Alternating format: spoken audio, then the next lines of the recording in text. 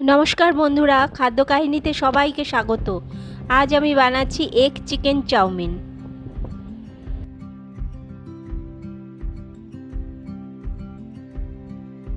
Boneless চিকেনে লেবুর রস, নুন, গোলমরিচ গুঁড়ো, ডিমের সাদা অংশ আর কর্নফ্লাওয়ার দিয়ে ম্যারিনেট করে রাখবো 15 মিনিট। কড়াতে অল্প সাদা তেল দিয়ে ডিমের ঝুড়ি বানিয়ে নেব। এবার কড়াতে আরেকটু তেল দিয়ে চিকেনগুলোকে ভেজে নেব। সেই তেলে গাজর কুচি ভেজে নেব।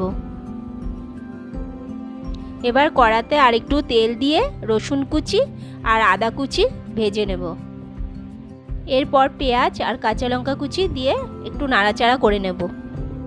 এরপর 3 রকমের ক্যাপসিকাম দিয়ে দেব। এরপর ভেজে রাখা গাজর দিয়ে কিছুটা নুন দিয়ে তারপর ঢাকা দিয়ে কিছুক্ষণ রেখে দেব। এরপর ঢাকনা খুলে পেঁয়াজ পাতা আর রসুন পাতা দিয়ে দেব। এরপর সেদ্ধ করা চাউমিন দিয়ে ভালোভাবে মেশাবো।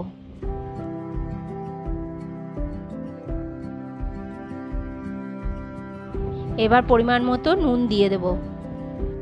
এরপর 2 চামচ সয়া সস আর 2 চামচ মধু ভালো করে মিশিয়ে নেব। এরপর গোলমরিচ গুঁড়ো, ভেজে রাখা চিকেন আর ডিম দিয়ে দেব। এরপর ভালোভাবে মিশিয়ে নিলেই তৈরি হয়ে যাবে এগ চিকেন চাউমিন।